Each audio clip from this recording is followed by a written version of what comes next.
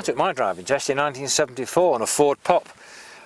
It was first introduced in 1936, and really for over 50 years the driving test didn't really change a great deal. The cars might have changed. The Austin Wolseley was a popular car. The Triumph Herald was also an easy car to learn in. The Ford Pop, Triumph Dolomite, Mini Coopers and so on. So the cars might have changed, but the driving test was basically, you know, a 25-minute drive and a few questions on the highway code afterwards. And although the test had its critics, had its faults, it wasn't perfect. I thought it was just about right, because 99 times out of 100 I used to think the examiners made the right decisions in the days when I was a driving instructor with British School of Motoring. And here are some of those souvenirs from the days of BSM. I certainly was a baby-faced driving instructor, but still proud to represent the Borough of Stretford in Manchester. Not a great deal has changed in the world of School of Motoring. The price of lessons was then a staggering £4.25, although if you booked a trial lesson that was a little bit cheaper at £1.99. It was all about the driving test, and here's Robin Cummins to explain it all. Yeah, I mean, when you go out to work on a Monday morning, I mean, there's a bit of a myth with instructors that you could only pass so many and you had to fail so many, or do you just take one test at a time? You've got to take one test at a time, and the test you're doing now doesn't link to the one you've just done, or you're going to do next. And you've got to also realise even now that when the candidate walks out of the waiting room with the examiner, they've already passed. They've got a sheet there that is blank, got nothing on it.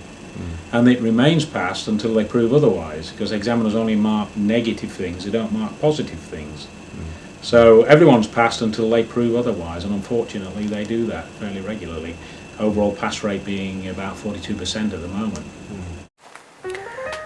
To increase the pass rate further, a number of publications were introduced, the best of which was the Good Driving Guide for BSM, written by Ronald Priestley and Tom Wisdom. The driving test was introduced back in 1936, and the format for the test never really changed very much. What did change, however, were the fashions of the day and the vehicles themselves. The best driving school car? Well, the Austin Wolseley was a popular model and also used by the police. The legendary Triumph Herald, with all its independent suspension, excellent braking and superb steering by rack and pinion, enabling an amazing 25-foot turning circle, making it an easy car to drive and to manoeuvre. Out for a drive today are Steve and Chris of the Triumph Herald Motoring Club in the convertible and saloon models. A superb driving school car, a vehicle also driven by Beatle John Lennon.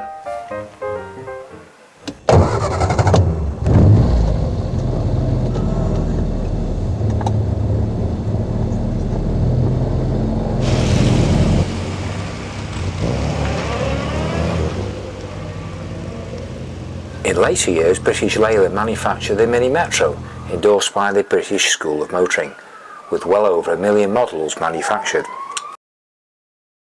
A series of board games were also introduced to educate youngsters. The thrills and spills of crossroads and junctions was tremendously exciting. Battle it out at the nearest traffic light on Pass the Test. It all ensured that nothing could ever go wrong. But there are things that go wrong. You get the people turning up late, so they miss their test. I actually had somebody turn up for test and they came on their bike because they were expecting us to supply the car. Even though they'd been with the driving school, for whatever reason they didn't come with the driving school on the day, so that might tell you something about the person in particular, that the driving instructor didn't bring them. You also get them come to the wrong test centre, and especially if you're in a city where there's several test centres, they will turn up at the wrong test centre. And there'll be an extra person in the waiting room. Yes, I've got an appointment. And when you look at the appointment card, it's the same town, but the wrong test centre. And also people losing their cars. You know, can't remember where they've parked it. You go walking around the streets trying to find it. And I remember one trying to get into a red Escort, a school car. And I was working in an area that I didn't know, so I didn't know whose car it was. And the instructor came over to us and said, you know, why are you trying to get into my car? And what the pupil had taken me to this red Escort, and we were trying to get into it, and it was the wrong red Escort. And we've actually had people where coincidentally have got into the wrong car and the keys are fitted and the examiner's gone off on test with them in the wrong car. Having done the driving test, did you expect to pass it? You know, what was the examiner like? You remember him? The examiner, yeah, the examiner was quite miserable, Was he? which I think most of them are.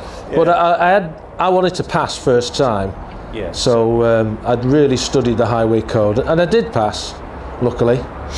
Can you remember any of the questions on the highway code? Oh. I mean, normally it's just 3 or 4 questions, isn't it?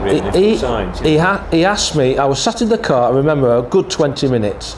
Normally, you sit in the car for about 3 or 4 minutes, and he asked me question after question after question. And afterwards, my friend's dad, who took me, he said, "Why is you in the car so long?" He said he couldn't believe that I had so much knowledge about the highway code. Of course, I'd read the book and memorised it basically. Tony, your driving test, I can always remember my test. What about yours? What do you remember about that? Your first test particularly? The first test, well, I was failed. He failed me. Not making normal progress. I can't understand it because we got back to the test centre okay, and Yeah, took your time. yeah, it wasn't. You think the examiner, perhaps, if I remember rightly, you were saying he wasn't really concentrating on what he was doing? It certainly wasn't. I mean, he had a little pad in front of him, and he seemed to be writing down his shopping list. Right. The second time round, no problem. Second time was a breeze. And it was certainly a breeze for Cilla Black when she passed her driving test. And John Lennon did the same back in 1967 in the Triumph Herald.